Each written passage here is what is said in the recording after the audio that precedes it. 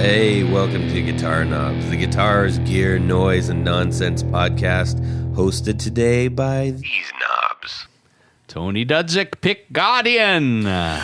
Billy Spitfire Unlimited. Hey everybody, it's me, Todd. Welcome to the Guitar Knobs podcast. We are thrilled to death you're listening to our show. I want to just get right to it and welcome. This person is one of the many people that we get from this particular area up north. We've had so many great Canadian builders. You mean Alaska? The Great North. Yeah, well, kind of. But you mean the North Pole? The Northwest Territory? No. Yeah. So go ahead and introduce yourself, guest. Hi, everybody. My name is Geoff. I am the owner and operator, I guess, of a company called Winnipeg Electrical Co, where I build guitar pedals. There you go. Adding to the roster of Canadian awesomeness that we've had on the show. We have. There's We do have dozens a of lot. We haven't had a single Canadian stinker. I'm pumped to be the first one. All right. So you're saying there's a chance? If only. We always enjoy interviewing our friends to the north. You guys are doing great things up there. Great things, we everybody. particularly like the discount for the U.S. dollar. All the people. Thank you. I can't say the same. Yeah. Ladies and gentlemen, we're going to first direct you to where you can find information, pictures, and whatnot of Winnipeg Electric. So, Geoff, why don't you direct them there? You can find me on Instagram, Facebook, and TikTok as well. If any listeners out there are on TikTok, I'm Winnipeg Electrical Co. And then my website is also just winnipegelectricalco.ca. Perfect. All right. And when you get there, you're going to see some cool stuff. And at the end, you're going to say, I need to go back there and get me some cool stuff. Absolutely. Yes, indeed. So we're going to have a great time. It's Billy and me and Tony riding solo. Not solo, trio. Like the Three Amigos. Yes. We got Jared wasn't able to make it tonight. Busy with Tennessee affairs and whatnot. I know, Tony, where your head's going with that, but it's with business my affairs. darling. Yeah. So To the Tennessee. we're going to get on with. We need to say thanks to a few people. That's right, Todd. We like to thank Rode. That's right. Rode mics are supplying our awesome gear. Tony, what are we speaking into right now? We are speaking into Procaster pod microphones. Yeah, well, and such. And we also have the Rodecaster Pro. Well, this is the console, the version 1, because it's still awesome. You know, version 2. How about articulating arms? And the articulating arms We and all got kinds of those. good stuff, and we're just grateful that they supplied that for us and keeping the good sounds coming to you. And they every work week. every time. All right, we're going to get on with this. We're going to find out what's going on in our music world this week. We're going to start out with Tanya Bolonsky over across the street from me right now. And then we're going to check in with Geoff. Okay, Todd. So it never fails. Every time the Rock and Roll Hall of Fame announces its potential inductees, I realize how many of the artists who refuse to participate in the induction ceremonies End up winning? No, they're the wisest of people. Yeah. So they don't have to do the crazy jam at the end? Yeah, probably the free jam. I'm sure they don't get compensated for that. So, okay, I'm going to say this, and I'm going to sound... Lay it on us. I'm just going to say it. Just say it. Country music has its own Hall of Fame. It does. Last year, they inducted Dolly Parton into it. Yeah, which seems like last week. Well, it was actually last year. I know. This year, they've got Willie Nelson. Now, I love Willie Nelson. For the Rock and Roll Hall of Fame? In the Rock and Roll Hall of Fame. These are the potentials. Everybody has to vote on this list. And, I mean... No. Well, what are you going to do? I mean, they've really stretched the definition of rock and roll, in my opinion. Well, they've ruined it, really. Well, Yeah, I mean, let's just call it what it is. R&B's not rock and roll. Well, I mean, Country music's not rock and roll. What about, are they going to do Stevie Ray Vaughan? Is he in there? I think he's already inducted. But I can see that with Willie, I don't know. Stevie. It's like a whole flavor there. yeah, Maybe someday Lyle will love it. What? He's not Billy, he's not going to fit in Billy. the country music. I don't know. No. Well, anyhow, let me just read How? you. All right. This is Tell this me about year's it. Tell this is this year's list of the potential inductees that people Yes, vote on. okay, do it. So we talked about Willie Nelson, Kate Bush, sure. I mean, I Missy guess so. Elliott, Really? I don't know. No? George Michael, okay. Maybe? Sheryl Crow, Yeah. Yeah. Yeah. You can go there. Yeah. Yeah. A Tribe Called Quest, But no. Iron Maiden, hell Yes. Yeah. and this is the one that really irritated me the most. Shaft your hide. Yeah, And they my didn't, point. they didn't put Shaft. Link Ray in there, right? He's past. I don't even know if Eligibility, he's made it. They grouped Joy Division and New Order as one band, and it's not one band. No, it's Joy not Division. at all. I mean, New Order is basically Joy Division without Ian Curtis. Yeah. But they're two different bands. Yeah. And yet they group them together as if it were one band. Okay. Which is hilarious. Yeah. So, I don't know. Oh. And then Cyndi Lauper, Rage Well, Against... you could say, hang on a second. You could make that argument, maybe, for AC/DC. Different singer, Yeah. different songs. Yeah. Yeah. But Just saying. But they kept the same band name. They Same did. name. But other than that, it's the same exact situation. Yeah. Well, anyhow. Curious. So, Cyndi Lauper... I get it. Okay. Yeah. Yeah. Girls Yeah. just want to have Sure. fun, you know? Rage Against the Machine? Yeah. Yeah. Cool. Soundgarden? Hell yeah. Yeah. The Spinners? They're R&B, sort of. The White Stripes? Hell yeah. And Warren Zevon? Hell yeah. And the band isn't already in? The band is probably already in, I would think. I don't know. So anyhow, Why do they do him separately? Well, I guess he did do some songs separately. Yeah, he was Who? a producer and all kinds of stuff, yeah, too. right. who, Warren? Right. Yeah, Warren. yeah. I get it. Okay. He wasn't in the band. Wait a minute, who am I thinking of? You're thinking of Robbie Robertson. The old guys are fighting. No, wait, Zevon. Who's the drummer in the Watching your band? parents fight, That but was, different. it's I think mommy might win. Oh, Leon Helm. Leon Hell. Daddy Okay, just got okay. the I'm upper so hand. sorry. Levon. Okay, Levon. clap your hands, and you might want to Mommy's ditching cover out. up my She's idiotness. bailing. So Okay. anyhow. Now I'm gonna be made fun of, All right. and I'm not even asleep yet. Okay. I mean, so there you go. It's a mess. And it's the same thing every year. Yeah. I mean, they finally let Cheap Trick in. Okay, they deserved it. I mean, but you know, some of the stuff I just don't get it.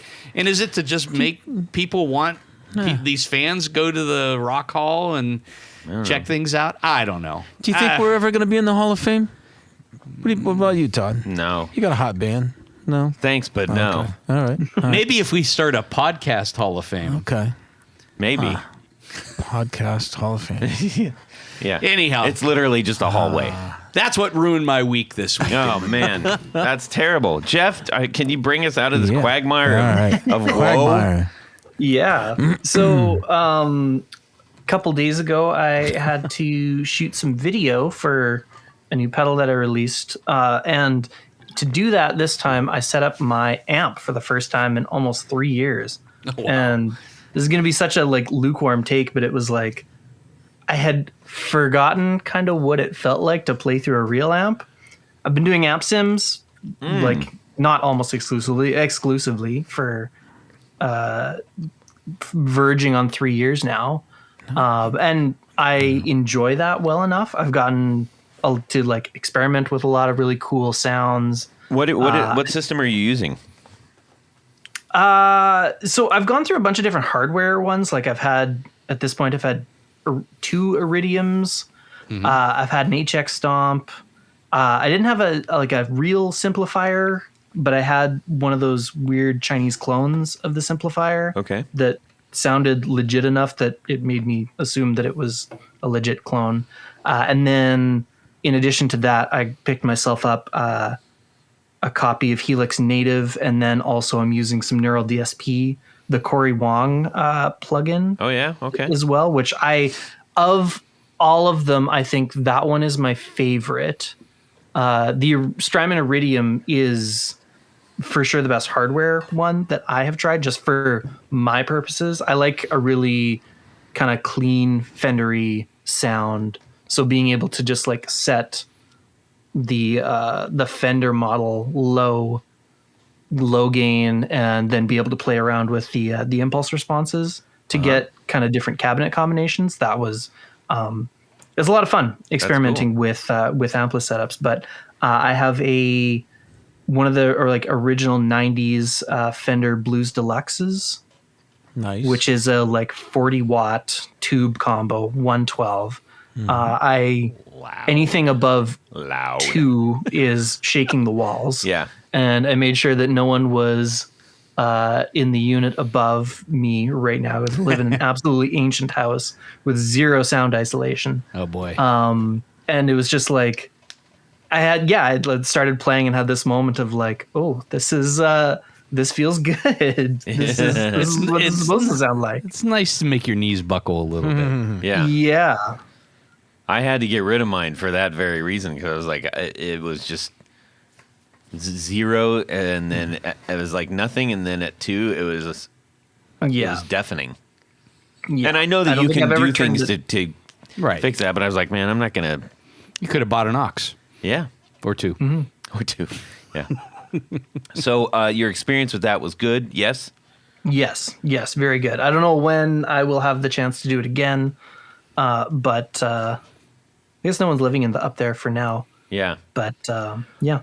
Well, on that note of not amps, we just had Black Star on, and who put out the Amped 1, and then as soon as we had them on, we got a little note, and it's like, hey, we're releasing these, and now they have the Amped 2 and Amped 3. I thought it was Amped. No, I'm pretty sure it's amped. But anyways, so with the Amped 1, I really like it. I like using it. I am very pleased with it. It's taken the pedal well through the loop.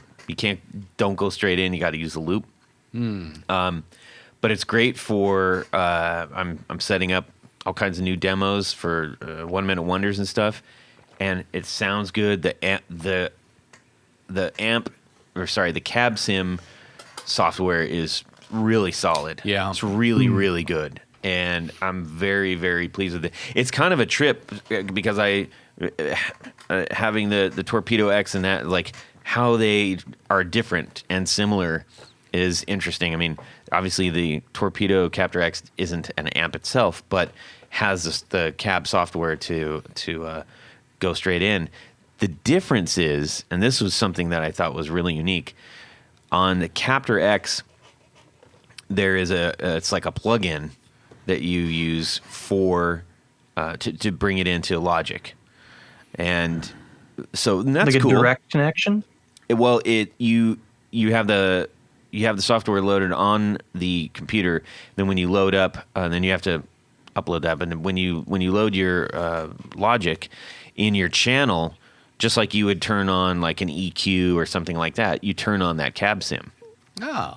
But the Black Star Amped, you actually select the input, which is kind of nice. So it already takes the cab sim for the input. So it's not another plug-in. It works directly with the actual amp pedal. It is really cool. Cool. I really do recommend checking those out. And just for clarification, the Amped 2 and Amped 3, which I believe we're going to be discussing on the show sometime soon, but the short version of that is the Amped 2 is basically the Amped 1, except with modulation, reverb, and delay. Oh, so it's like an all-in-one. It's you take that to a gig, you're good to go, essentially. Wow. And then the Amped 3 is essentially a 2-channel amp with a boost. So it's foot control. So 3 foot controls as you select your gain stage, your clean, and or a boost. I'm pretty sure by memory that's where we're at. So really exciting stuff there, and it sounds great. I really am enjoying it. So something to be said for those things, especially moving forward, and people in smaller places and playing late nights and everything. Now it still They're has really convenient. the amp too. Also, you plug that into a cabinet as Yeah, well, or all you of can. it. Yeah, 'cause so it's like a 40-watt amp with wow. No, it's 100 watt. Oh, 100 watt. That's right. That was the It's 100 watt. 125 and 1 or 20, 120 and 1. I think it's 100 watts, 20 watts, and 1 watt. Okay. Anyways, and that's really only applicable if you're plugging into a cabinet. Right. Otherwise, it just is. It's just like a line on. out. Yeah. So, anyways, super cool stuff. Billy. Well, I have some exciting news. Oh, good. So, my punk band Mathematics is playing the A&R bar. Yes. Saturday. Amen. We're headliner for a punk versus metal show. So there's 6 bands, 3 metal bands, 3 punk bands. And, 6 bands enter. Yeah, One band this is like leaves. it's one of the Promo West Yeah, facilities. That's where we played with Yeah. Starcrawler. Yeah. So we've played the basement, which is downstairs from this place, the A&R, and then now we're playing the A&R bar, and then hopefully our next step will be either the Newport or the Kemba Live. So, Yeah, you know. But anyway, I added because we are soon to be releasing a new album and some new songs, and one of them was a tribute to a guy here that used to play guitar for the Flying Saucers. He passed away a few months ago, or about a year ago. And anyway, he was a rockabilly player. Right. So I have added now onto my pedal board, Todd, for our live performance, an old Ibanez analog delay, which is basically an echo. It's just like an echo pedal. Yeah. Very The old pink school. one, yeah? No, this one's black with some kind of reddish, purplish. It's one of the Sound Tank series. It's like real old. Okay. Like, this is like late 70s stuff. Okay. Yeah. So not like the Boss No, style this with is the like metal. it's like a Oh, it's a bit. it's like Okay. a big. It's in a big enclosure that's Okay. kind of like a. Oh gosh, I don't even know how to describe it. I got you. Yeah. I'm tracking. It's a metal. It's a big metal box. Yeah. And anyway, so I've added that plus a Univibe pedal. Whoa. Okay, and then also I just got in the mail this week from Bardic Audio. Yeah. I got a. It's basically a version of the Advantage Dirty Boost. Right. But it's called. He called it the Punk Bard. Oh, the one Punk knob. Bard. But it's one Yes. knob. Yes. It's just one button, one knob. You crank it up, and it's like kind of like it screams this, shrill, treble boosty kind of a punk sound. It's cool. Yeah. Yeah. So anyway, you're gonna so be, that's you're, added you're onto gonna my be box. on, Oh, you're going to be on the metal side then? I'm gonna make all the metal guys go, "Oh, wait a minute! Punk guys aren't supposed to play solos that are cool. That's too many notes." So that's my goal. Nice. I want to get offers from all the bands. Yes, they'll want to buy that. Well, they want a piece of Billy Spitfire. Who doesn't? That's right. But I get you. Yeah. So I'm tracking. that's my vibe this week. cool. Yeah. All right. I have a little bit of show and tell. Hang on. Hey, Todd, what about you? Show and tell. How is anybody going to be able to see this? I have here. I'm going to put this back. Is that your new I'm keyboard? going to start going. Yeah. Okay. So I have here. This is where we say ooh and ah. Tommy. Ooh Be ready. and ah. Oh, this is your vocoder. Yes, this is my giant vocoder. No, I've got a big black bag. And in this said black bag, Todd. I'm unzipping. Anticipation is killing me. Yeah. Oh, this is so much better on video. Yeah, you like that? Come on, Todd. I'm working on it, man. Jeez, you think? Yeah, could there's you a be reason prepared? they killed the radio stars. Yes, indeed. Okay, this is Whoa. a new pedal board that I got. Oh my God. It's super duper light. Freaking A. It's a great size because it's not too square and it's not too Yeah. long. It's 12 by 22, I believe. Yeah, that sounds Oh yeah, right. this fits right in the Overhead bin. Yeah, This It fit would. right in my pedal board. yeah, and it box. would, and My it's box. got it's got a enclosed bottom. The whole thing's metal, and it's got an enclosed bottom where you put your Power supply? power supply there, and Stuff in the bottom. it's I couldn't like believe this it. feature. How it's a nice board. I'm excited about Who this. is the manufacturer of this board? Well, I got this. So I was looking around because right now I had a bigger board and I was having problems with it. So I'm like, man, I just got to get down to my Bare necessities. I have a pedal train, 20, like a 2-foot long pedal train or something like that, or 18. I can't remember what it is, but it's pretty small and it was working. But I'm like, man, I need to add a couple things, but I pedal don't train. have room. Yeah. And I didn't want a big giant thing, and I couldn't spend like a crap ton on it and everything. So I was just checking out on Amazon, and this is a GoCo. GoCo. It is 22 by 12.5 or 12.6. I don't know what 0.6 is, but anybody want to guess how much that was? $49.95. $65. Wow. 65 bucks nice. for that board and this case. And the case. check out the case, dude. Oh, that's way cool. This is like a nice pad. It's better than the pedal train one. It's pretty nice. Oh. 65 bucks. Yeah. Every other pedal board that I looked at was like 150 Oh yeah. It comes to with Velcro and 300. everything? It was at this. crazy. It's got the Velcro right here. Got all the Velcro. Can I have a piece of this? Can I cut a piece of this off? I need one for my new pedal. I really do. I couldn't Yeah, find can my we do it Velcro after at the home. show though? That'd be great. Okay. Okay. You know, Billy, kids why buy extra buy extra Velcro when you go to the hardware yeah. store. 'Cause, So, yeah. anyways, okay. All right. cool. it's a Comes killer with deal, everything. man. This new pedal board is missing one thing. What is that? Well, that is the tour gear cables that I'm going to need to populate this board. Oh, yeah. That's cool. Yeah, so I can't wait to do that. I did that with I am my gonna board have to get with some these more. new pedals too. Yeah, it's there all you tour go. gear. It's all patch. Yeah, When you know, get it the whole hooked thing. up, you're like, man, this is the way to Yeah. go. They're Yeah. beautiful. They're Yeah. flat. They're sexy. These are Yeah. sexy cables. Yeah, Yeah, they are. And they're And, solid, like the Yeah. the 1/4-inch pieces. Oh, yeah. They're all really heavy duty. Yeah. They They don't do. they don't like dent and warp and bend. And they're not huge. snap and Hey, I'm break. gonna give They're you great. one more tip. Yeah. When you go to the Tour Gear Designs website and you place your order, Yes, sir. there's a little box that says coupon code. Yes. Type in the guitar knobs. All one word? All one word, all Okay. lowercase. Will I save 10%? You'll save 10%. You're one step ahead of me, aren't you? I am. You can go to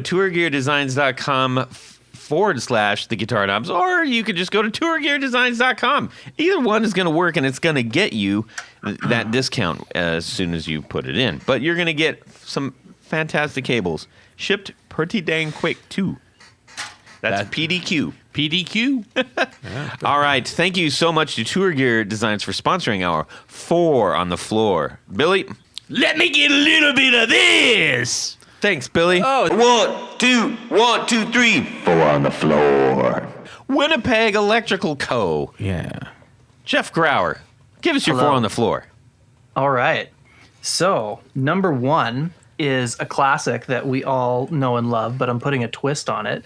It is the Boss Metal Zone, but it's modded. So, like one of my early like forays into doing my own pedal stuff was finding a PDF copy of the book on pedal modifications that Brian Wampler wrote. Oh, yeah. Ages and ages ago, and then getting my hands on any and all Boss pedal that I could, and I think this one that I have here, I think I got it for like $10. And that was like, I feel like the Metal Zone has gone through phases where it was seen as a cheap, awful pedal that nobody wanted, and now it's a meme. It's cult status. Yeah, I guess that is what it is. It's called status. But I will say that modding it takes it from being a cult pedal to being like a legitimately good distortion pedal. For a long time, it was the only drive pedal that I had on my board. Which is, I guess, maybe contrary to me saying earlier that I like really clean Fendery sounds, because that's most of what I play. But every now and then you want something, you want a distortion, you want a nice like searing lead. And the Boss Metal Zone is great for that. Modding it, I think that the common phrase that gets thrown around with it is can of bees. Yes. Modding it gets rid of that. So like, you always hear about that or any like harshness in the high end, and being able to change the tone of it to get rid of that. It also gives it the distortion a bit of a smoother crunch, depending on what clipping diodes you put in. I think I have LEDs in mine right now, so it gives it more of like a natural tube sound-ish. Yeah. Well, that's cool. Interesting. Have you done any of the other mods in that book? I've done a lot of the Boss pedal ones. So like, for a while I was using a modded CS3. I have what else are the other ones? Blues Driver was a common one. I did a mod for a guy. What's the overdrive? OD3. Okay. It's yellow, but it's not the SD1, and it's only got 3 knobs. Yeah, I think it's the OD3. I did that. That was a service that I offered for a little bit, was modding pedals in the local music scene. Oh, cool. Cool. What's number 2? Number 2 from another fellow Canadian builder is the Dr. Scientist Dusk, which is a low-pass envelope filter. So I don't know if anyone else has noticed this trend where it seems like wah pedals aren't really cool anymore, and people are using filter pedals instead. The Dr. Scientist Dusk, I got it because I wanted to be able to do that like kind of funky envelope sound, and it has a bunch of other features in it that I didn't know that I needed. It's got like a manual mode where you can trigger momentary sweeps with the extra foot switch. And then the filter mod setting with like an internal LFO, there's like 6 different waveforms you can choose from. And you can just like tap a tempo in. It's MIDI syncable as well. So it's great for like say you have a synth that has a sequencer mode, you can just plug it right in and the filter mod will sync right up. And then it's got presets too, which is like, I didn't know I needed presets for a filter pedal until I got a filter pedal with presets. Well, there you go. Yeah. Yeah. It's like toilet paper with a hole in it. Well, what's this for? Oh, sweet! I can put it on a rolling thing, A spindle. a spinny thing. Yeah. Cool. What's number 3? Number 3 is the Ibanez CS9 stereo chorus. So I love chorus. Chorus is one of my favorite effects. The CS9 is my favorite of the ones I've tried. From what I understand, it's a similar circuit to the Boss CE2. And I got to compare my vintage CS9 with another vintage CE2 a few years back, and I was surprised at how much I liked the CS9 better. Really? It has just more like depth and lushness to the effect. And from what I remember, just comparing the vintage models, the knobs on the Ibanez have a bit more of a range. And then in addition to that, it has stereo outputs. So I think it's not like true stereo or anything, but it's like splitting the signal and then inverting the phase, so it just sounds like stupid wide. I'm always a little disappointed when I try out a chorus pedal and it's stereo and it's just like a wet dry. I know some people are into that. I am not. So anytime I set up a stereo chain, that Ibanez CS9 is always at the front.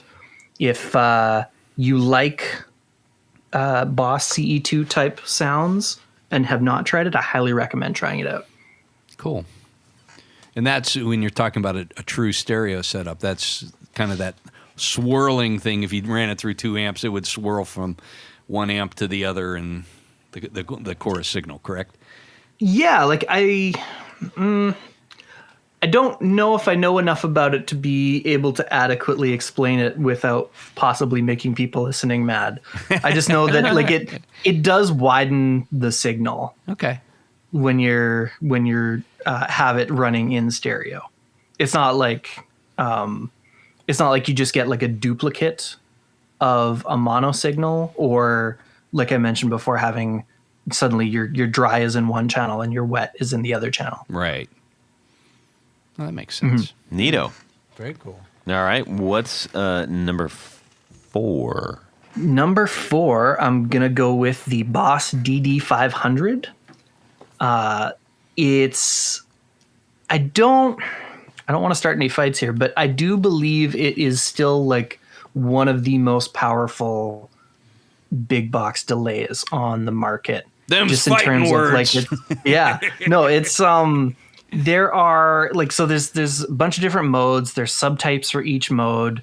There is a crazy amount of routing options. You can have up to 4 delays running in series or parallel, different configurations. There's a really powerful EQ section, and then my favorite part was the automation parameters that you could do. So you can use it to trigger all sorts of like really fun stuff. You can do kind of Chase Bliss style ramping. I had a patch where I was using the extra foot switch to turn my dry signal off and on. Mm-hmm. And then the coolest thing I figured out you could do is you could use the automation to sweep the delay subdivisions. Oh, so close. I almost got it in clean. Okay, sorry. Go ahead. Sorry. Sorry. The coolest thing I found that you could do was sweep the delay note subdivisions on the modes. So that, if you think about, that is essentially what the Chase Bliss Audio Thermae does, is it's, rather than gliding between a delay time and you get the like smooth pitch glide, it's jumping to like between specific delay times, if that makes sense. Is that making sense at all? Yes, but I also saw that meme of Julia Roberts looking at the math problems floating at yeah. I'm getting a bit of that. I feel like the meme of Charlie in the map, or the in the mailroom trying to explain this.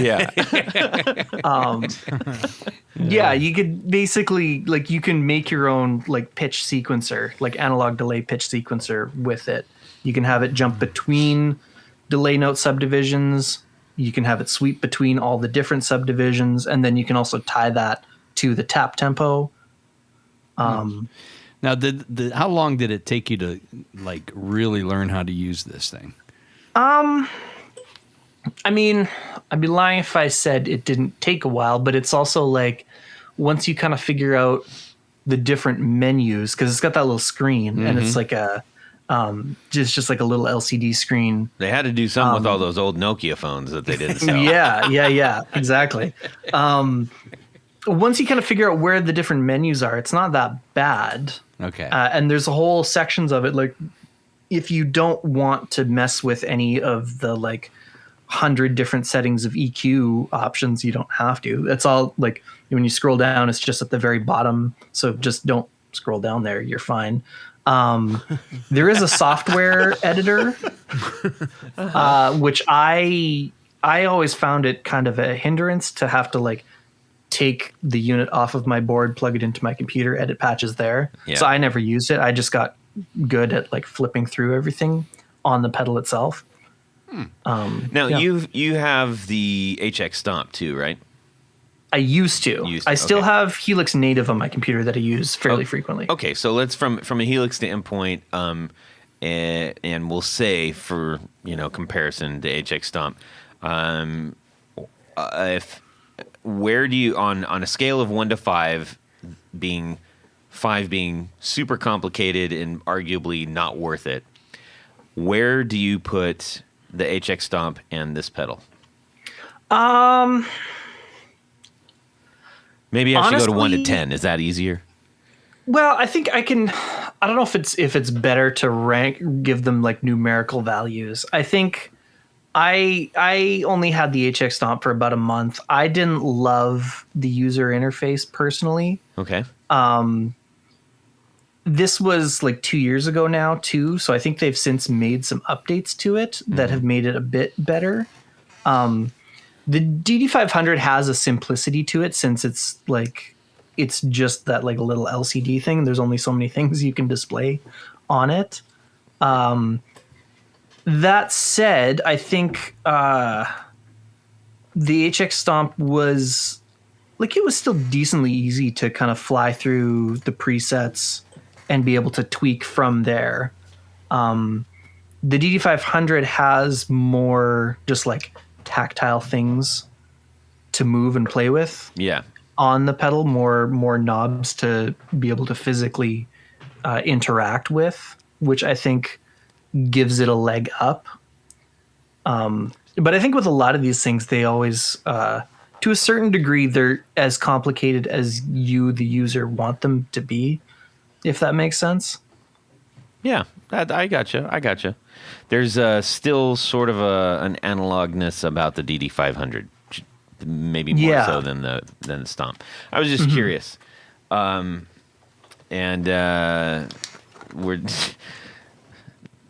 Billy was thirsty, so he needed to get some. I thought he got a container of potato milk. broth. What is this?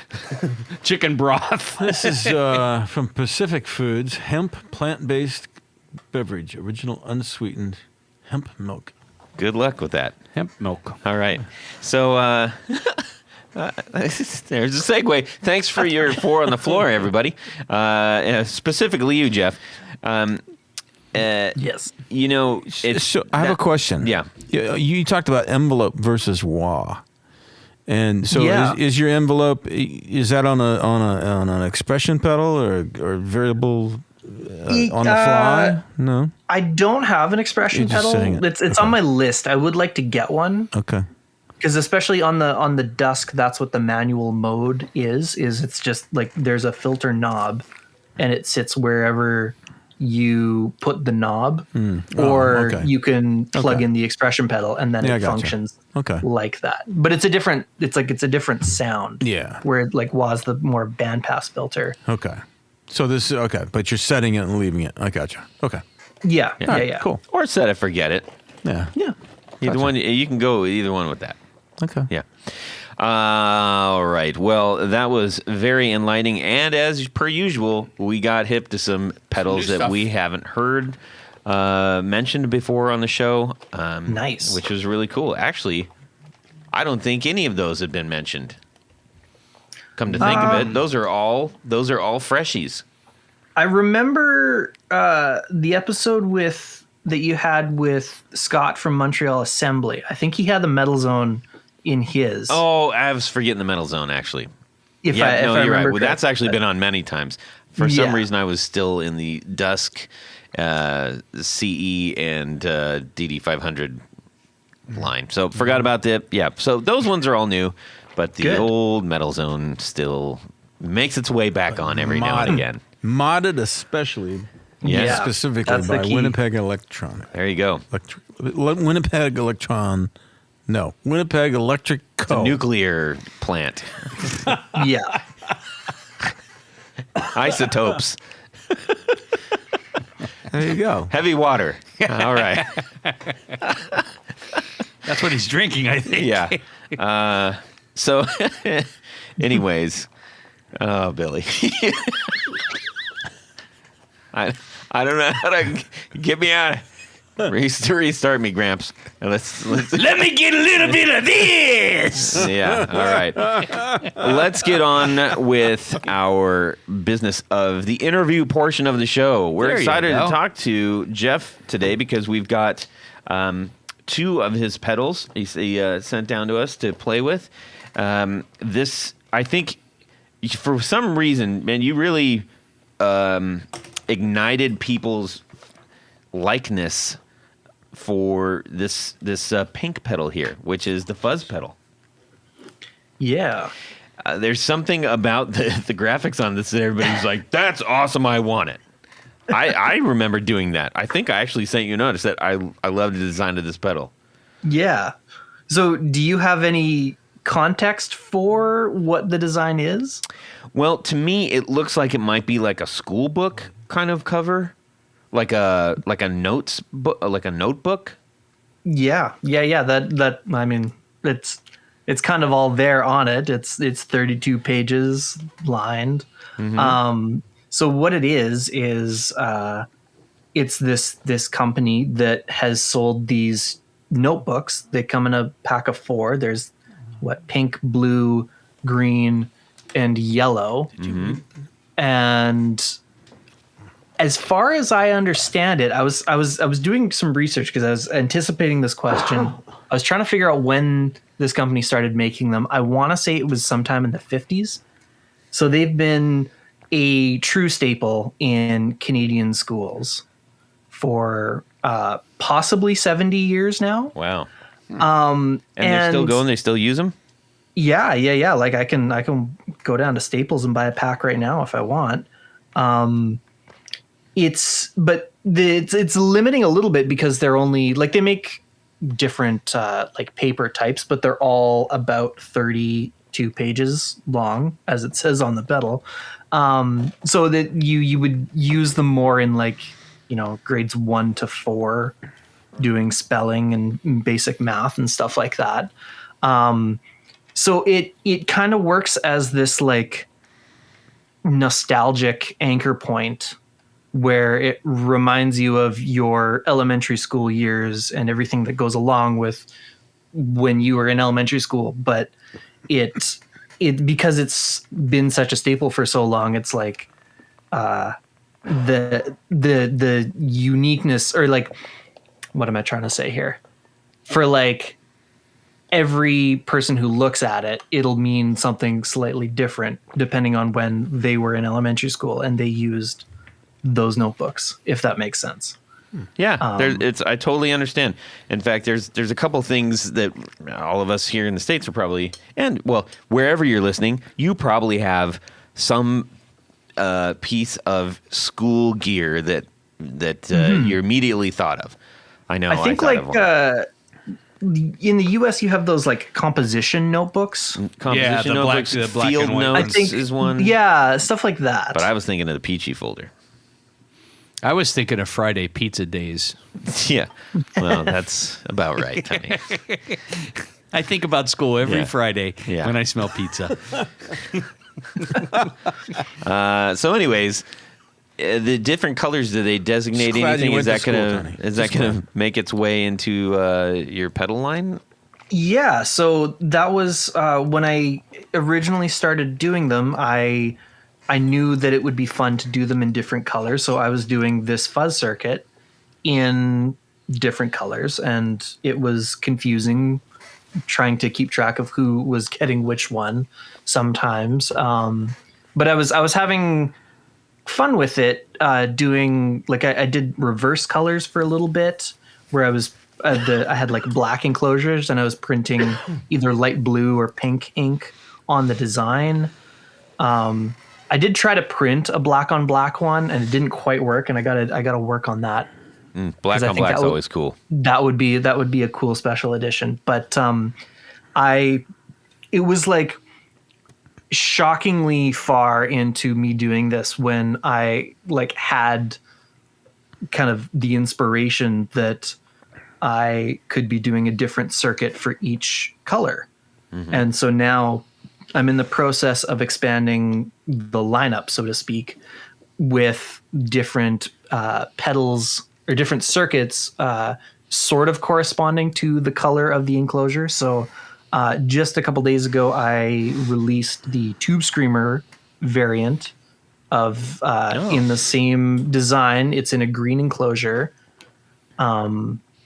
Up next, I'm working on a rat design that's going to be in a black enclosure with a white printed design. And then after that, I'm going to be doing a Boss HM2 inspired design in an orange enclosure. And so I'm not limited to just the 4 original colors. I think it's a lot of fun to think of, all the different variations I can do. I had the thought that I could do like a gold and silver Klon type circuit in them. You could do a lavender one for the delay. Yeah. That you were just talking about. The CE9. That's a lavender, right? It's sort of like it's a purple, right? Yeah. It's this really nice, like, not really a pastel, but maybe it's a periwinkle. Periwinkle? Yeah. Something like that. I think I saw in a video once where Josh Scott said that I don't remember if he said that it's his favorite chorus or if he just liked the color on it, that he color matched it for one of his chorus pedals. Yeah, I don't remember which one. Anyways. Well, so let's now. What was the genesis of this? So it's not like a normal fuzz. Fuzz is sort of I would say maybe a loose term for at least how we interpret it. Well, so it's based on the Zvex Fuzz Factory, and when I originally started doing them, they were just like straight Fuzz Factory clones, or eventually I started doing Fat Fuzz Factory clones. And the idea behind doing the lineup was that I wanted to do kind of my version of these circuits. So with I didn't want to just keep making versions of other people's stuff or like straight copies of other people's stuff. So I added in that body control instead of kind of inspired by the Fuzz Factory. I think it's the Fuzz Factory 7, where there's a rotary switch to select between different values of a capacitor inside. Whereas I have just like a blend control to blend in one big capacitor. Gotcha. To get that same amount of low end, and then adding in the tone control as well. With the Tube Screamer, I have a clipping toggle and then an extra control to add in extra treble if you so choose. Gotcha. Now what you're calling tone control, is that's actually a low pass filter? Yes it is. It's the same as the Rat style tone control. Yeah. And then it's something I'm still working on, but for the Rat variant that I am working on, I'm going to be doing more of a Big Muff style tone control on that. I'm still tweaking it. Mm-hmm. It's not finalized. I might go back to the original design. I don't know if that's sacrilege, putting a completely different tone stack in a Rat, but I might do it because there's a lot of Rat clones out there. Yeah. And I might as well do something a little bit different. Yeah. That's cool. So now who's going to like this pedal? Who'd you build this pedal for? And let me qualify that. I mean, for, I guess, whatever kind of music you're making. It's kind of all over. Okay. With the fuzz specifically, like it shouldn't be surprising for a pedal with 7 knobs can cover a wide range of sounds, but it really can. Yeah. I think I had one customer, he was talking about how he wanted to use it in his drone project, which would be great for that because there's the stab control specifically produces a lot of fun drone sounds that can get a little bit hairy if you let them, but you can also dial them back and manipulate them in some really fun ways as well. Well, let's talk about that for a second, because the stab, I remember, I played that and I said I just wanted to check and make sure that I was understanding it correctly.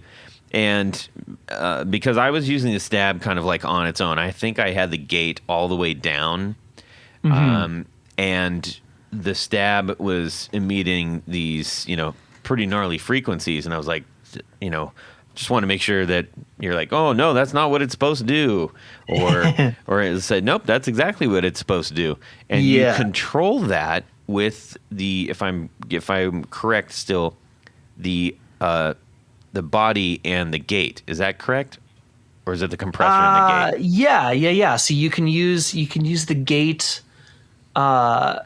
It's such a weird control because it will change how all of the other knobs work.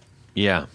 So you can use the gate to kind of cut off the squealing that happens, but then you can also use the body or the drive to control the pitch of them as well. And with the body, you can get it really low to the point where it's like almost just a clicking.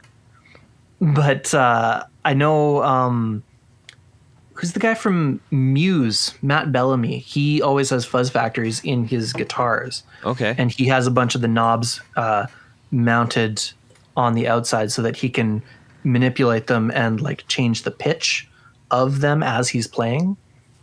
Gotcha. Yeah.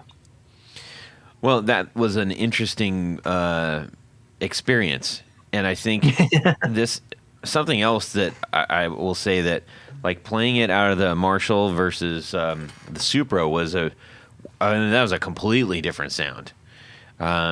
Which, I mean, granted, those are two very different amps, but how the pedal reacted with those two was also really, really different. The Supro really responded to I think the bass frequencies in this and the body. That's where it was like the body just whelped up. It was like it got really, really thick. And I didn't think that the stab knob was quite as unruly as when I played it with the Marshall. With the Marshall, it was like it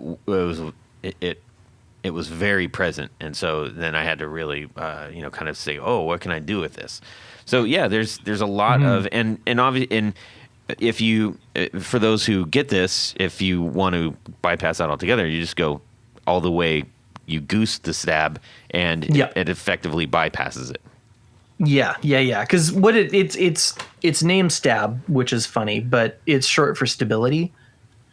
And so, as I understand it, it's controlling the bias voltage to the germanium transistors that are inside it. And when it's all the way up, they're getting the full 9 volts. And then anything less than that, it's not quite like a voltage starve, but it's in the same ballpark. Yeah, I'm glad that you mentioned that, because it's not like just really choking it as much as almost like squishing it. Yeah. Which is, but then I always try to tell that's people a real that, thing, but that's kind of so like if you had like a balloon full of air and you pulled you pinched the top and you pulled it out to the sides and it's like, yeah, and stuff like that, Yeah. it's in the book. It's in the diagnostic book. The science book. But then if you don't want to deal with any of that, I try to encourage people to just leave that control all the way up, and then it just functions like a cool fuzz, germanium fuzz face ish type thing. Yeah, sounds good, man. It is solid. Now, before we get to this other one, I do want to find out, like, so. What you were talking about some of your gear earlier. What are you playing right now with your with that gear? Like what's your main guitar? I am a big Fender guy. So I only have two electrics. One's a I don't remember what year, like mid 2000s Korean Stratocaster. And it's got a nice like soft V neck to it, which are not quite as common, but that's become kind of my preferred neck shape. I do like a soft V neck. And then my other one is a Jazzmaster that I assembled myself from various sources. It's got the J Mascis Jazzmaster neck on it, and I bought a raw body off of a seller on eBay. I finished it myself, and then I bought like a little kit for the electronics and soldered that all in together. And then it's got a mastery bridge as well. Oh, cool. That's good. Those are. Did you go kind with of, the anodized pickguard or? No, so I do something fun with my pick guards where I get they're clear acrylic, and then underneath them I put a sheet of something like I think both the things that I have under my guitars right now are it's like a boutique wrapping paper is the best way I can describe it. Okay. And then I line the back of it with the copper foil, and then I use one of those like really fine like art knives to cut around it so that it sits under the pick guard, and it's it's a clear acrylic, so it's really durable. Yeah. And it looks like a cool custom pick guard. Nice. Super cool. Very And you said you're going out of your Sims, and we've already discussed that stuff. Yeah. And what kind of when you're playing your music, does that line up with the pedals you're building, or because a lot of people that we get, they're like, I like this stuff, but I play this stuff, and it's totally different, which always makes me scratch my head. I don't understand that, but go ahead. Yeah, like not really. My like kind of solo music project leans more like funk, jazz type stuff. The last band that I played in kind of pre-pandemic was I was the guitar player for a like R&B pop type singer, which was a lot of fun. But and That's it was where that's the Corey kind of Wong more, stuff comes in. Then I imagine. yeah, exactly. And that's like the Corey Wong, Wolfpack. That's a lot of the stuff that I really like to play. So thinking like there's not always room for a fuzz in that. So just in terms of like pedals that I would use, I wouldn't necessarily put even this fuzz that has been very popular. I wouldn't put that on my board necessarily. This new Two Screamer that I just did, I'm a big fan of. That one I would definitely put on my board and use for like solos and stuff. But that's been a bit of a learning experience. If I can use this to segue into this other pedal that I sent you, is let's do it. I've been kind of marketing it as a doomy preamp, and I know very little about doom music. I do not play doom music. I think the only doom band that I could name would be Sun. So that was a bit of a learning experience this past summer, trying to figure out how to market a pedal to a genre that I don't really have much experience in. And I got to do some kind of cool stuff in the process for that. Like I think I mentioned in a message, I tuned my Jazzmaster down to like drop C standard, and then used it as it was very. I did not have the right strings for it, so it's not something I would want to do often. But then I used the Melting Sun is the pedal that we're talking about as a preamp into some impulse responses. And it got like a nice, huge, deep, low sound that I was a big fan of. But again, that's not really the music that I am into. So it's not something I will probably have the opportunity to utilize again. Yeah, when I tried this one out, I didn't have any basses handy, so I was just playing guitar, and I found, I mean, the bass response on this thing is just out of this world.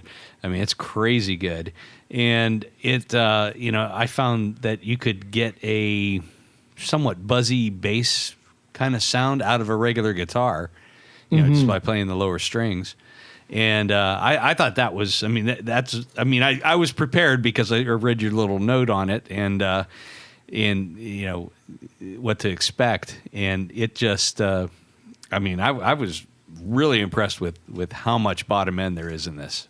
Yeah. Yeah. I just want to touch on the Corey thing. I believe, I think I saw it on guitar.com, but he actually has a new CD coming out called Doom Gone Wong. Really? Yeah, so Corey Wong's doing Doom, but it isn't. Well, the name of his band, the Wong Notes. Yes. Anyways, I don't know. I'm serious. That really is. Okay. Yeah. I like mine better, Tony. Well, you made that up, did you? Yeah. Well, sometimes truth prevails. So let's see here. Let's segue into this pedal. It's actually a lovely. This is another pedal. This was really different with these two amps. Totally different experiences. Yeah. Yeah, I bet. So what we've got here is, and I'll let everybody fill that in their head, but then I'm going to say what we've got here is the Melting Sun. And I'm assuming it's a nod to sun with the two ends. Yeah, I originally, and it still says that on the PCB, but I didn't want to confuse people in the marketing, so I dropped the one N just to call it the Melting Sun. You could have put three N's on it. Ooh, there's marketing. So tell us about this pedal. What is it doing from your perspective, and then we'll weigh in on our experience, Geoff. Well, I already experienced it. I already weighed in. They haven't. It's a JFET based, using air quotes here, preamp. It does the kind of JFETs instead of tubes type thing.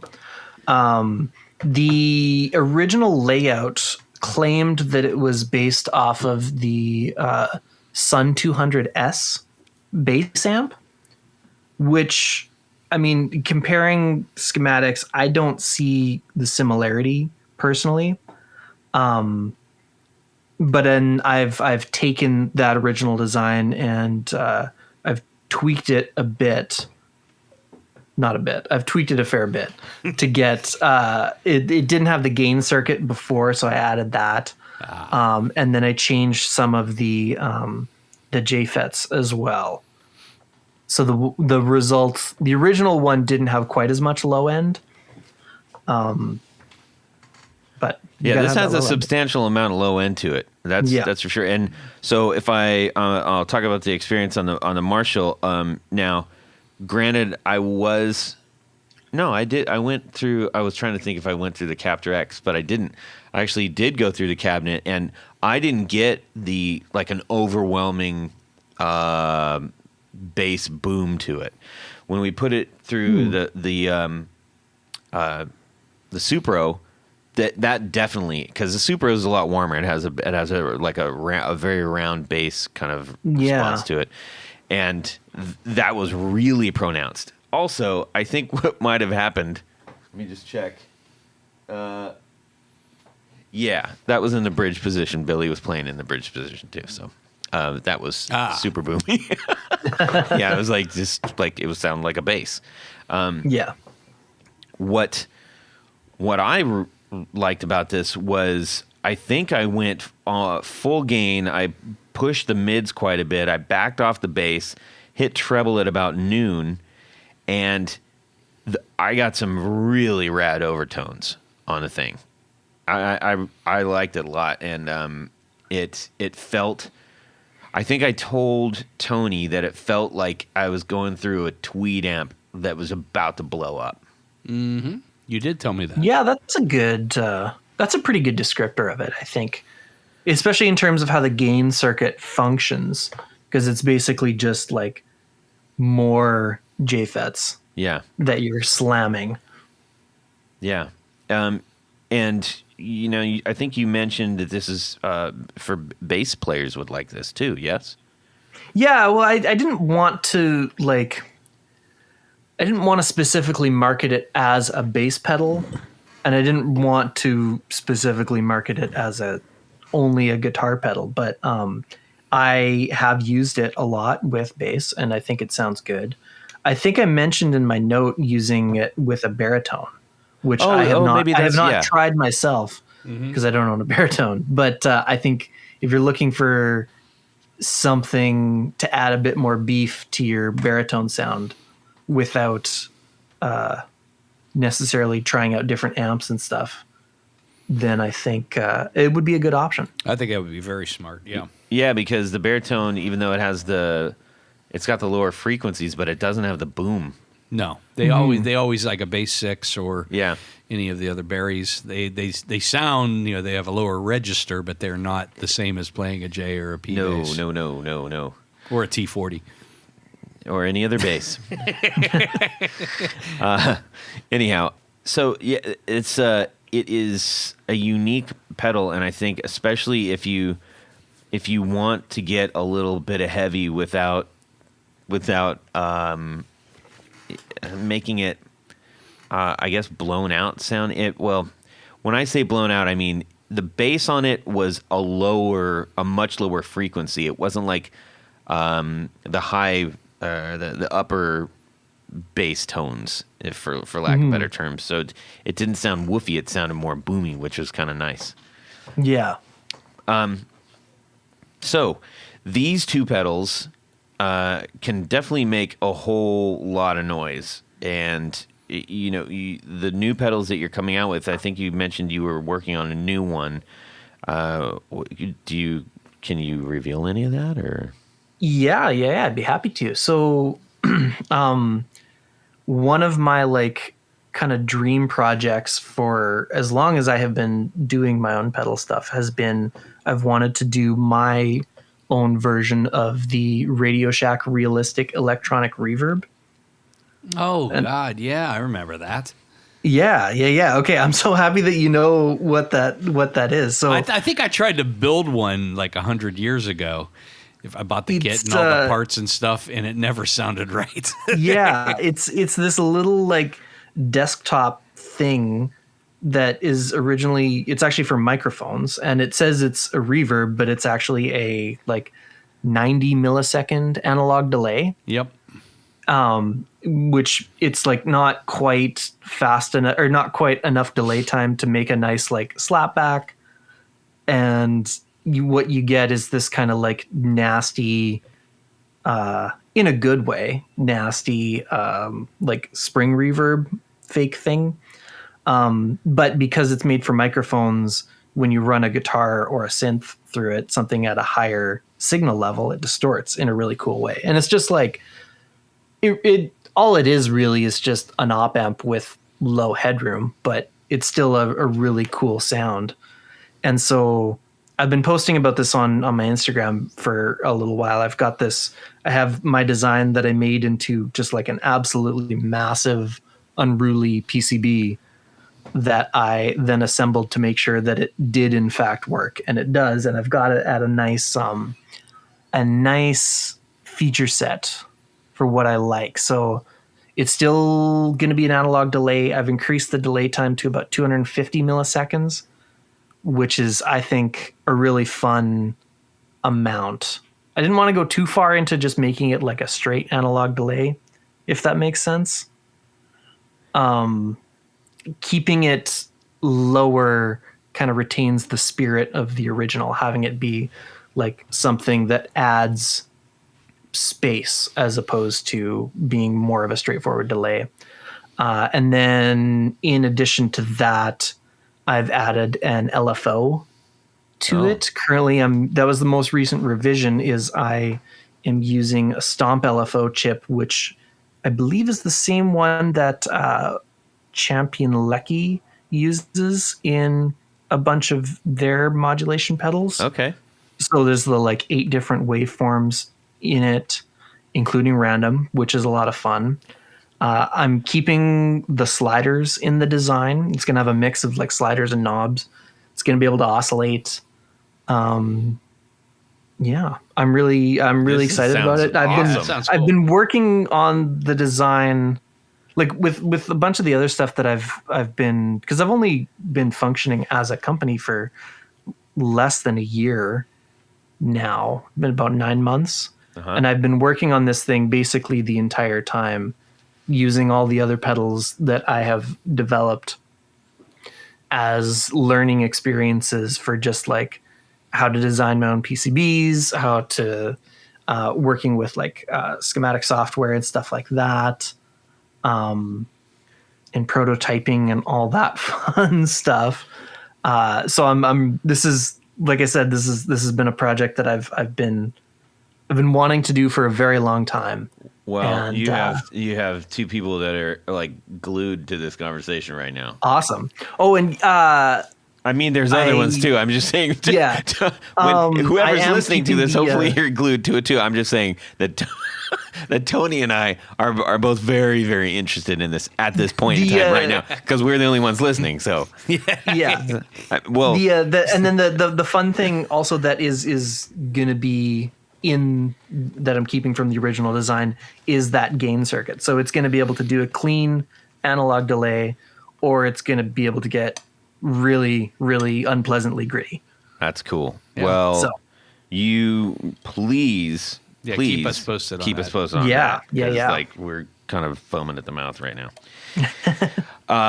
Now, you mentioned you had been doing this for about a year. What was the catalyst to make you say, I'm going to dive into this?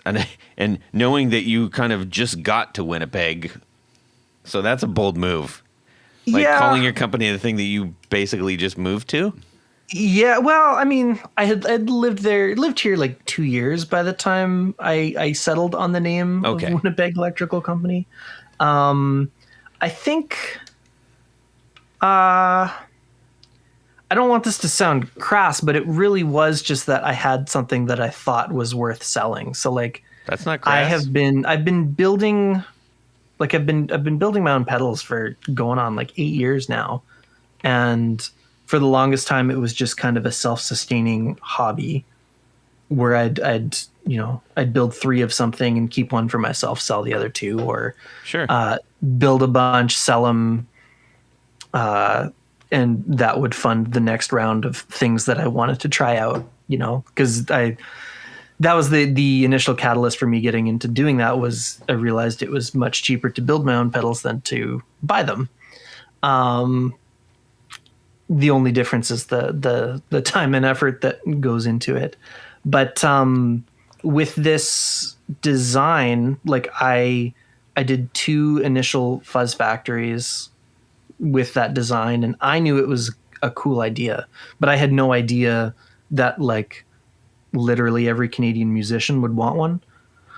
Wow. So it was and initially I wasn't even going to do like, I wasn't going to be an actual company. I was going to just like sell them locally or whatever, and every time I posted a batch, they would sell out really quickly. And so that's when I was like, okay, maybe I should actually do this as an actual, something resembling a real company. And then it's just kind of been spitballing from there. Well, we're glad that you did that, man. Because now we got another person making really cool stuff. Yeah. And that's what this whole thing's about. So it looks like you do a lot of custom art on your pedals. Can you tell us a little bit about that process? So these pedals are customized, you said. Is that... Yeah. These are custom pedals? So I'm screen printing them myself. Which is not, I think, the standard for a lot of pedal companies. I think most. That's a big undertaking. Yeah. Yeah, I mean, it is, but that's like, I mean, not to say I don't love designing the circuits and all of that, but I like the act of making art that way is something that I also really love. So being able to merge those two interests in this way is a lot of fun. And ink smells so good, dude. It does. I love that smell. And I like the ability to make these things myself. So like not only do I screen print the pedal enclosures, I screen print the boxes that they come in. I screen print the bags. For the delay that I mentioned before, I'm considering also screen printing the manuals for that and trying to make them like more artistic. It's not going to be as high quality in terms of the like resolution at which I can print compared to what you'd get from a commercial UV printer. But there is, I think, a certain charm in the handmadeness that I bring to these. And like I said, I get a lot of enjoyment out of it, and people seem to be responding to it. So, yeah. Well, and it's cool that you're sharing your process and stuff too. So, when I think you've shared out a handful of those on your Instagram. So there's another good reason. Go see what he's up to when he's making these things. It's kind of cool. It is a fair amount of work. And before I started doing this, I was doing like all of that work and then printing one pedal. Wow. Oh boy.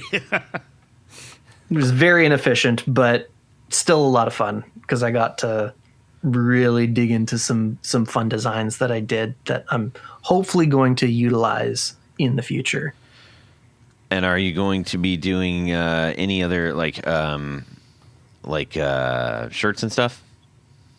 Yeah, I would like to, just because it's kind of easier for me to do that myself. Some kind of I got to finalize a shirt design. I was considering printing my own stickers as well.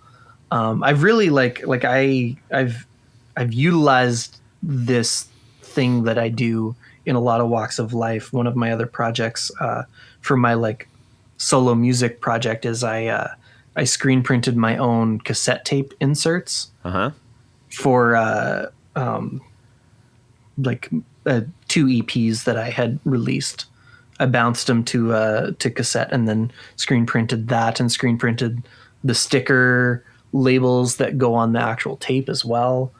So yeah, doing some kind of merch that's also handmade it's definitely on the list.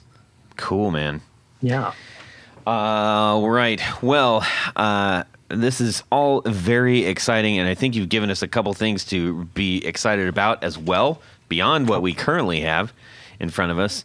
And you can go to the website and get the homework. These are called the homework series, by the way. The ones from the map of Canada thing on it, and you can go get the homework series as well as the fuzz that we talked about, which is in pink, and then the homework series Overdrive, which is essentially your version of a tube screamer.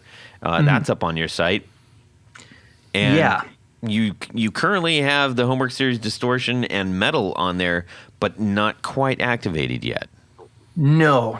I just wanted those up there as kind of a preview. Cool. To keep people interested.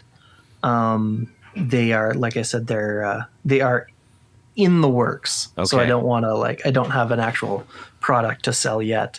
And I will say too, we talked a lot about the Melting Sun, and there's a part for it that is kind of hard to get at the moment. So I'm not offering those for sale yet.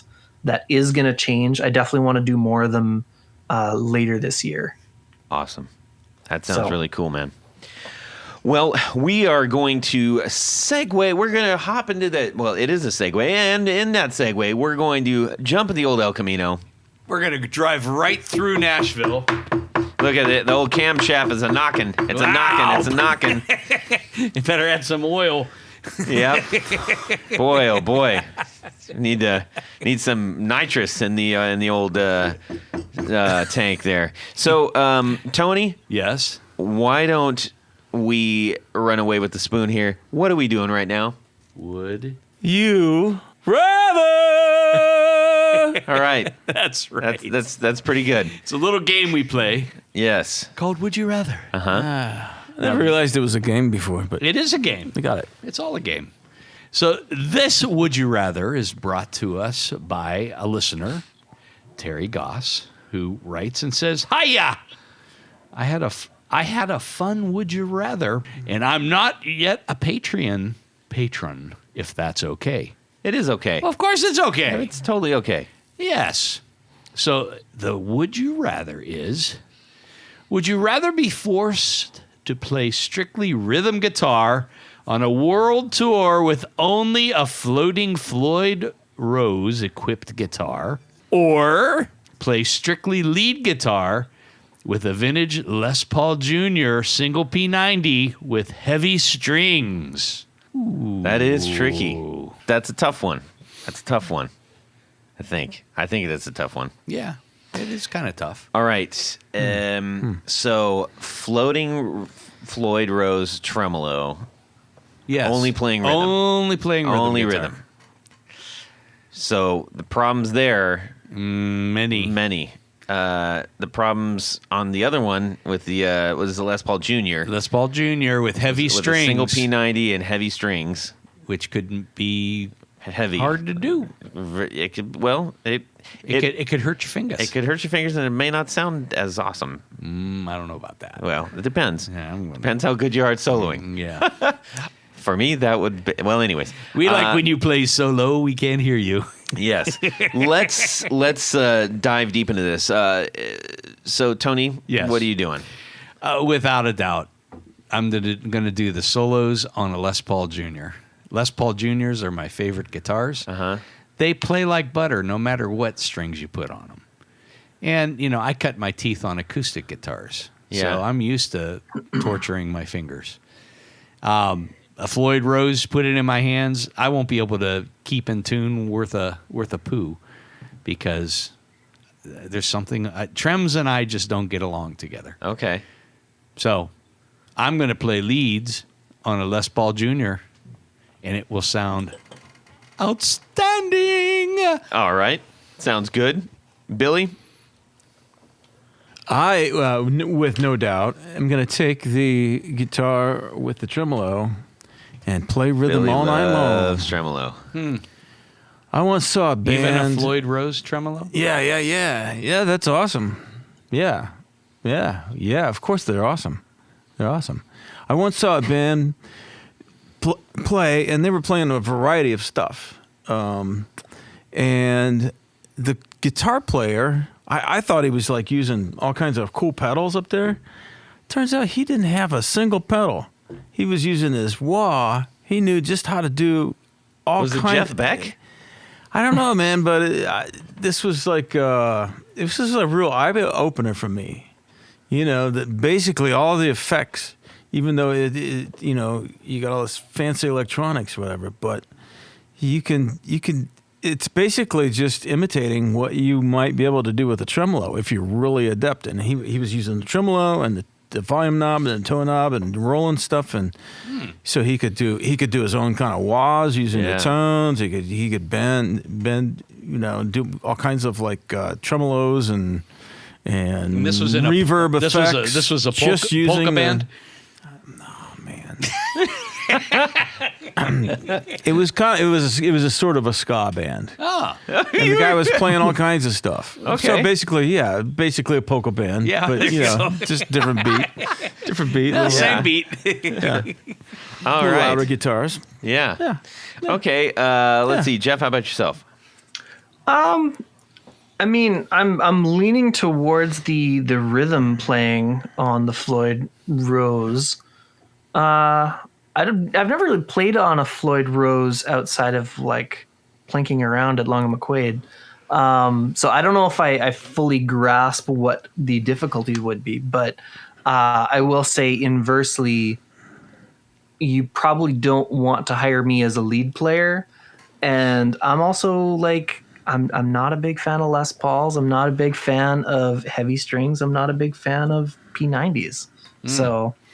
All right. Well, that was nice having you on the show. Yeah, Goodbye now. See you never. Todd Lee. Well, I gotta admit, I'm with Billy and Geoff on this one. First of all, yeah, I'm not a great solo artist. Well, in this case, you are. Okay, in this case, I am. You're either the best solo guitar player or the best rhythm guitar player, playing on instruments. Well, we didn't say that. Well, okay, well, I'm giving you that. I'm throwing you that bone. Ooh. Oh, you get My answer's still the same. Magic dust thrown in there. Okay.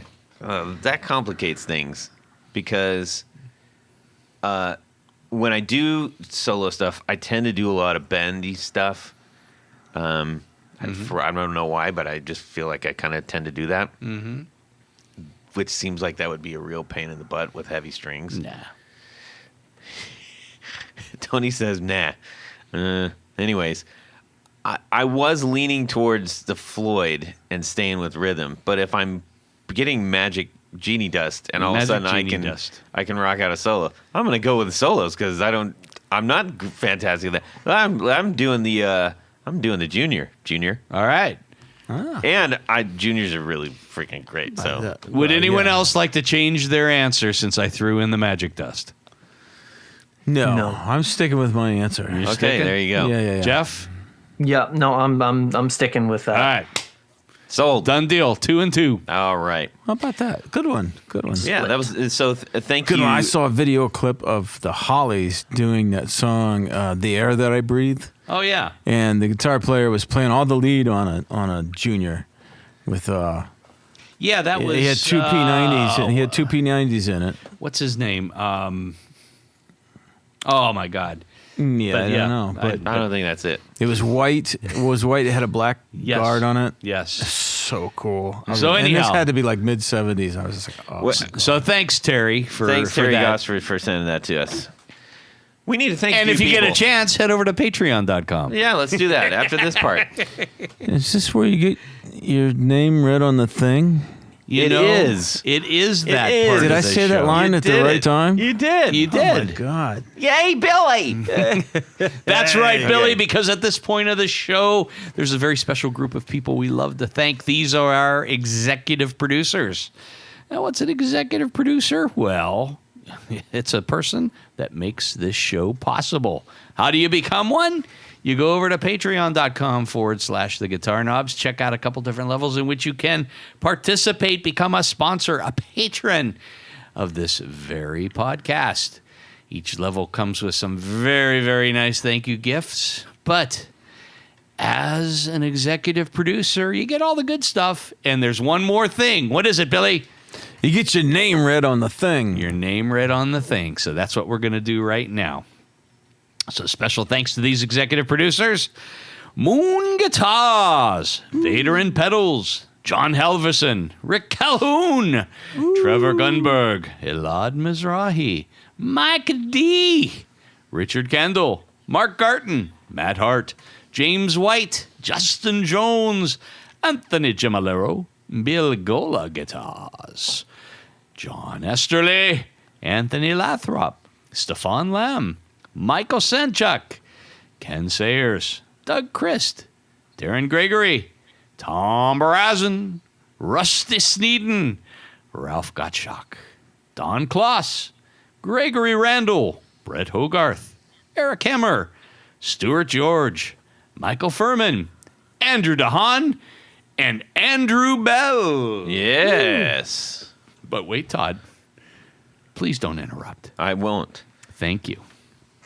Because there's a special... Yes. I knew you were going to do that. There's a special group of executive producers. These are our grand poobahs.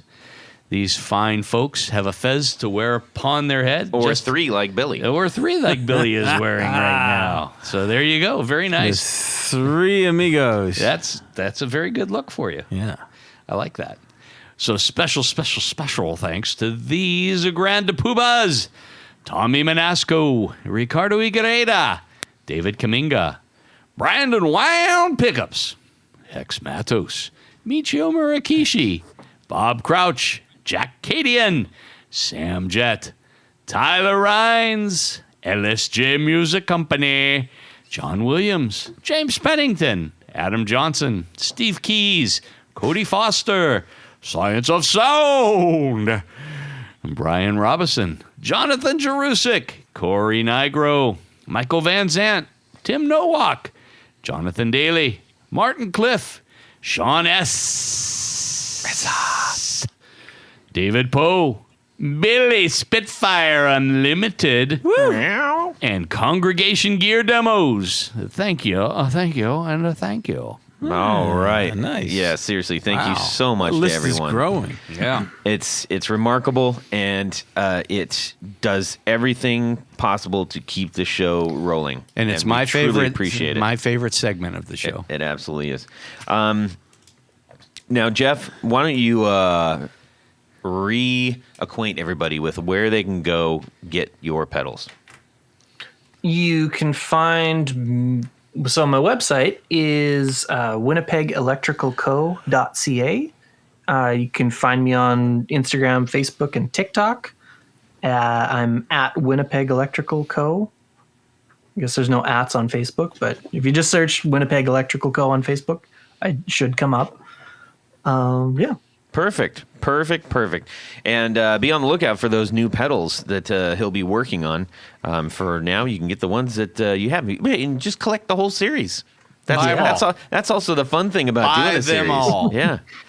All right. Tony Baloney, where can people get some sweet pickguard action? Just head over to pickguardian.com. Check out a couple things that I have.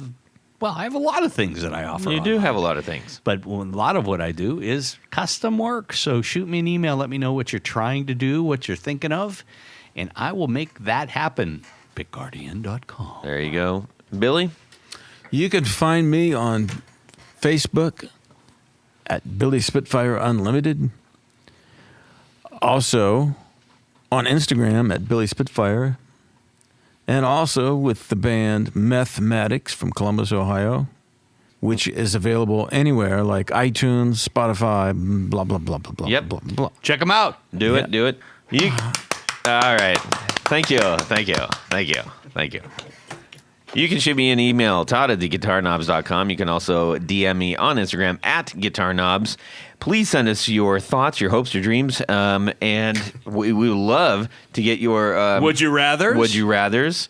So go to flinteffects.com to get your stomper for your various multi-effects units. Specifically, if you have the Line 6 HX Stomp or the Hot Tone Ampero 2 or Eventide H90. Go to Flint Effects. Yes. And get one. How's that Protect spelled? your knobs. How's it spelled? FLINTEFFECTS.com. Nice. I think I did it right. And check out the Valentinos on Spotify and everywhere else you listen. Ladies and gentlemen, thank you so much for hanging out with us. We hope you enjoyed the show. Have a great guitar week. And subscribe! You get your name, the name. Oh my God! Yikes! Billy! Is this where you get your name read on the thing? No. Oh, There you are. Because it's like when you're a kid and you're walking on a roof. You're like, I'm not supposed to be up here. This is fantastic. Yeah. Wow. My brain is way more scrambled than I thought. Okay. Oh, my God. Lay off the sarsaparilla, Todd. Yeah, sure. Minus 40 or something like that. Which would be 0 for us, right? No. I'm doing math. Part pieces immediately. of metal and screws. So what's going on in your music world yeah, this week, tell us, Todd? Todd. You boneheads. All right. and yeah, resort for. Billy, you gonna stay People with us? seeking Wow.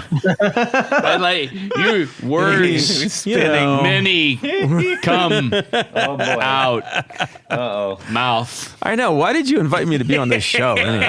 It's like just speaking is not my first language. Speaking is not my first. Let's- One singular sensation. Potentially Tuesday if I'm backed up with work or something. You should eat more fiber at work. That was clever, Tony. Good advice. That was clever. That's his one off. Everything else is garbage. It's for bad. The rest of the night will be He bad. blew it already. Yeah. Oh, jeez. Do we have like a EpiPen or anything in case we start losing him again? Or Winnipeg has like a really fantastic restaurant. See, I haven't memorized all of Jared's lines yet. he's only got 2. So He's only got 2. your singing career's in the crapper. Okay, but when he's on, I'm not allowed to say them. How's the weather out there, bud? It's real cold. Is that we're good? We're good? We got it? We got it? I don't know if we're good, but That's insulting. to we good. done it. We done it. All right. But you just wait. When you hear this, Todd will work his magic. Oh, it's gonna be. It's like It's like I am excited. it's like hot buttered velvet. Okay, good. no Excellent. lag. Oh, baby. There we go. And away we go. Well, that's it for these knobs. Please visit our Patreon page at patreon.com/theguitarknobs. Visit our website at theguitarknobs.com for all of our past episodes, 4 on the Floor blog, and other good stuff. You can connect with us on social too at our Facebook page and share your gear and stories on our Facebook group. Also, be sure to check out our Instagram at Guitar Knobs. Catch you next time.